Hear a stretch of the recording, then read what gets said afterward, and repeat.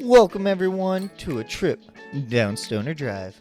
I am your host Shag Bullet, or you can call me Shaggy. Zoinks, zoinks. And this is a platform to tell people stories about how cannabis has positively or maybe even negatively affected their lives. I don't care if you're a patient, a brand, a distribution, an athlete, a politician. If you have a story to tell, I want to hear it. So hopefully this gives you an educating and entertaining look behind the scenes of the booming cannabis industry. And if you like my videos, please give a like and subscribe to my YouTube. Also go to my website, shagwellensway.com, to get your shaggy swag and rock the clothes that you see in my videos. Welcome everyone, I am Shag Bullock, and this is a trip down Stoner Drive. Now, today I have one of the most energetic, creative people I've ever come across. This man has been a guest or patient in my dispensary, but man, when I found out everything he did, I couldn't believe it. So I am so excited to have Myles Union on. What's good, my man? What's good, brother? Thank you for coming on.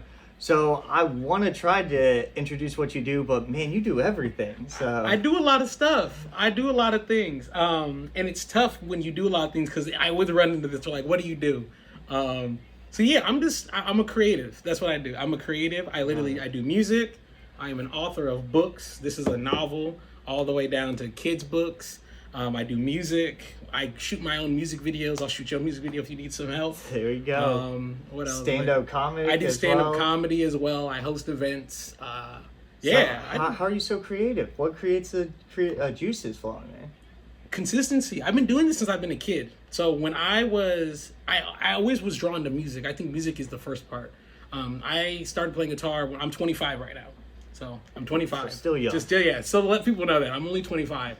I have 6 books out right now. 25, and I've released 6 books. And right now, before I got here, I was trying to get this onto hardcover, and I just finished the second part of it. So tell us about this book. What is it? What's it about? This book is called South Valley Sharks. This is a book I've been writing. I finished over summer, but I wrote it for about 3 years. It's a cool book. It is about, if you like baseball or if you like sports and you like superheroes, this is like your superhero. Okay. So this is about the son of a Major League Baseball player that finds out he has superpowers while his dad plays in the World Series. Okay. So that's how the kickoff starts. But there's an organizational conspiracy. That's why it's called the South Valley Sharks. That's why it's not named after the main character, because he's just one piece of the entire puzzle. Entire organization. So it's a cool book. I think I want to do short films and films one day and movies. Everyone that's read this book said that it's a movie-worthy book. They want to watch it. They want to see it in a movie. Whenever I write, I try to say, what do I want to see on a screen, or what would an anime or a manga do? So I try to copy that in my writing style. But yeah, I've been writing this for like 3 years though. Well, I mean, that's what some books are supposed to do. It's supposed to create an image in your head and create a movie. So that's what your writing should do. So I love seeing that. Now, this is your most recent book. What was the first book, or what got you started into it?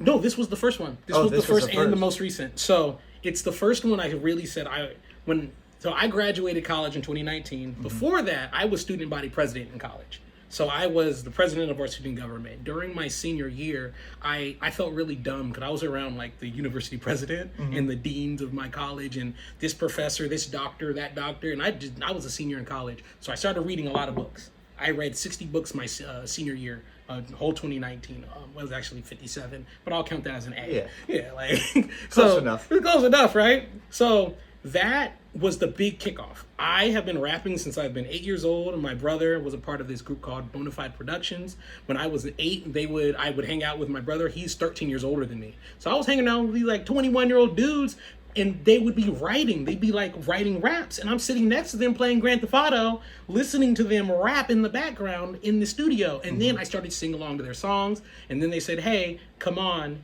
Hop on the track. And then I started doing the backup vocals, and I did that, and that was my first time ever doing that. High school, I rapped, and then college, I rapped, but I didn't do it as much as I wanted to because I was focused on other stuff.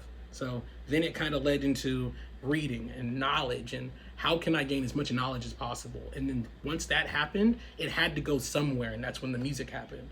That's when poetry happened. Then pandemic happened. This is the biggest lesson if you want to learn anything about getting anything done. Choose a time period to dedicate yourself to something and do it.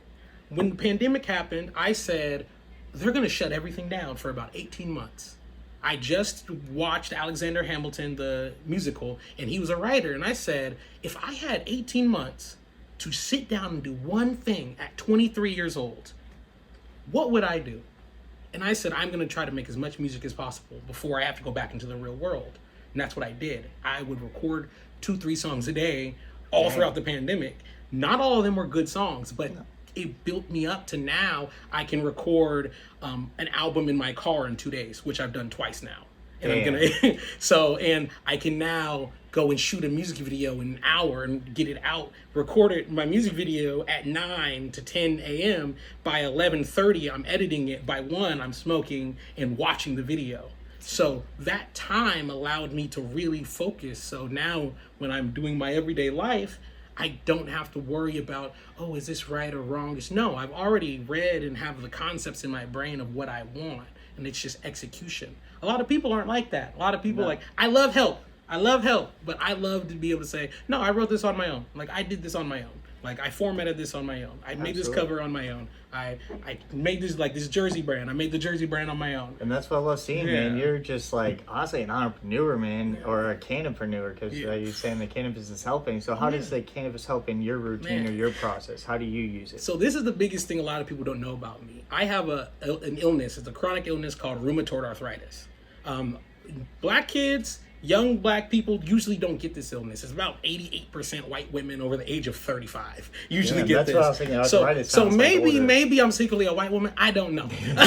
But Michael Jackson. I don't have Michael Jackson syndrome. I like my skins.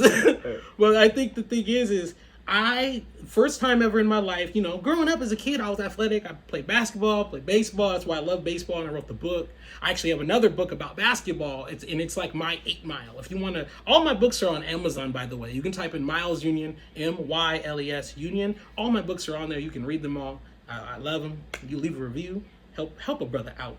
Absolutely. So let's get back into the arthritis. So the thing is I didn't have pains growing up. I didn't. I go out there, I had so much energy, just like now. Mm-hmm. But then in college, that's when my knee would swell up. Oh, it's hard to walk now. My arm would swell up, my ankle, my wrist, my fingers, my neck, my shoulders. And I would be going to the doctor trying to figure this out. That's when the weed got legalized in 2018, I believe. And I started smoking weed then because it literally took the pain away. There were nights where I would sit there shaking so cold. I lived in the Bay Area at the time. I'd be shaking in pain, so cold, shivering, having these related symptoms to this illness that's being misdiagnosed, that the only thing that could help me was smoking Afghan goo. Oh, damn. Or smoking blueberry muffins. So it took these specific things where before this I didn't smoke. I wasn't like, that's not what I didn't do it. I didn't smoke. But once I had this illness, I said, oh, wow, this legitimately helps my life every day. So I can do a lot of things right after smoking and be fine. Performing, working, or I do a lot of my writing, a lot of my meditating on weed or smoking cannabis, mainly because I don't always feel the psychoactive effects because my body is in so much pain. It doesn't even... It's just allowing you to level out pretty much so you can be functioning. It's just so I can be functioning. Yesterday, I was finishing up the second part of this book, and my wrist was in the middle of going from swelling to deswelling, which takes usually about a 24-hour to 48-hour process. Mm-hmm. And on the way down, you can start feeling your wrist loosen up a little bit, loosen up. But then something else in your body starts to swell up again. So it's always that battle of, it's battling my body and saying, okay, what part of my body is going to hurt and how can I get around that? Mm-hmm. And am I going to let that stop me from being a roller skate instructor? I'm a roller skate instructor at UC San Diego. Oh, damn. Is that going to stop me from playing basketball in these men's leagues or on my YouTube channel, I play basketball against folks and I'm better than a lot of them. I'd be getting buckets out here. Don't let anyone get confused about basketball. We're going to have to see. I will. Shaggy, I will hurt you out there. I got the height, man. That means that Charles Barkley, man, he was shorter than everybody. Buckets. True. I will get buckets on you, Shaggy. But cannabis is a big part of just my daily life because without it, and I take medication as well. I'm diagnosed now, but without medication, the self-medication that I'm able to do, oh, I don't know how I would live life, because it's balance. It's having that balance of, I want to be extremely creative all the time, but I also want to feel good. And it's, how do I put those together? And usually it's doing the same thing, which is writing a book, making a lotion. I make essential oil lotions. Tell us just a little bit about this one. No the problem. Winter Love. Winter Love. That's what you gave me earlier. Yeah. So this, I make essential oil lotions. Smells Shout out to my friend fantastic. Elena. So she started a brand with essential oils and other things like that. So this right here, I said I love lotion. I was a smelly kid growing up, because my mom would always buy me Bed Bath and Beyond lotion growing up. Bath and Body Works lotion growing up. So I said, what makes lotion actually smell good? I started, and I actually read a book during my year of reading. I read a book about perfuming. And I didn't realize that I had this knowledge until I said, oh, I actually like good smells. And that's where these happen. So I have a few different scents. And that's actually where a lot of the effects of cannabis, our research comes from, is the study of smells and terpenes in other plants. So like when you smell lavender, when you smell eucalyptus, you're more relaxed. When you smell citrus, you're more alert, focused, awake. So the fact that you're using it in your lotions, that's using pretty much the knowledge of cannabis as well, like when you're doing everything. So I love it. Yeah, I like that too. I think it's everything in the world is connected in somehow. Like this Winter Love one I showed, Shaggy, it is spearmint, lavender, and a little bit of lemon.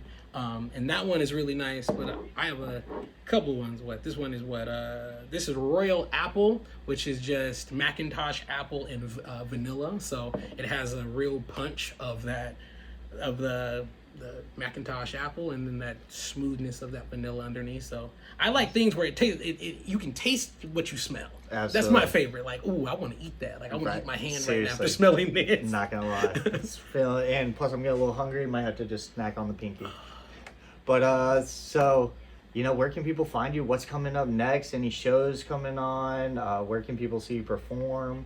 I host an open mic every Thursday at the Template. That's in Ocean Beach. That is in San Diego, California.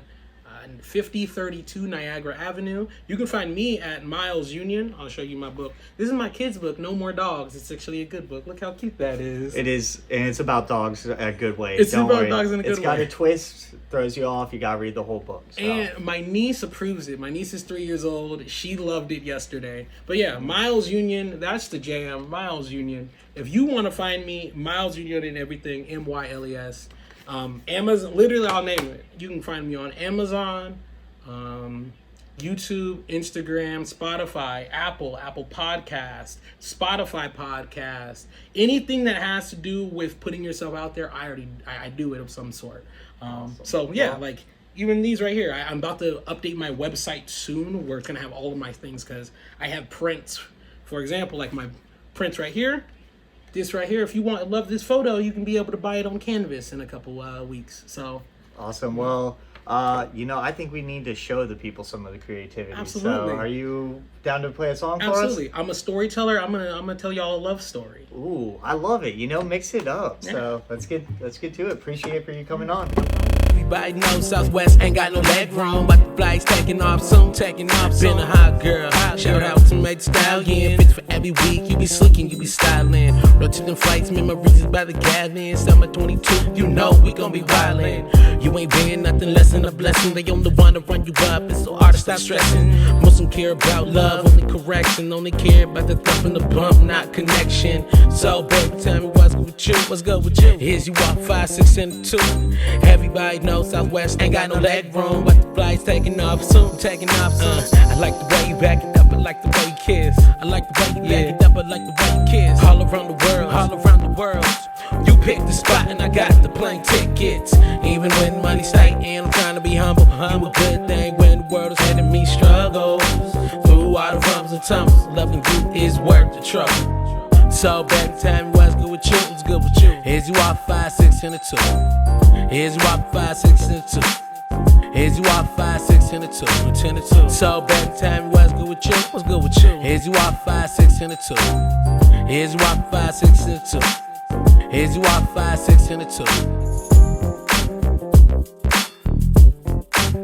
And you and gun. Yeah. Baby, understand. Whatever's on your mind is my favorite news, and I ain't tryna have you confused. Hopefully I can meet the rest of the fam soon. I know you understand, this just ain't the fluke. You stay down with your people, got a lot of ones that you choose. Not too long ago, your heart's been battered and bruised. Learning how to be gentle starts with the ones you ain't trying to lose. So, baby, tell me what's good with you. What's good with you? Here's you are 5, 6, and a 2. Everybody knows Southwest ain't got no leg room, but the fly's taking off soon. I like the way you back it up. I like the way you kiss. I like the way you back it up. I like the way you kiss. All around the world.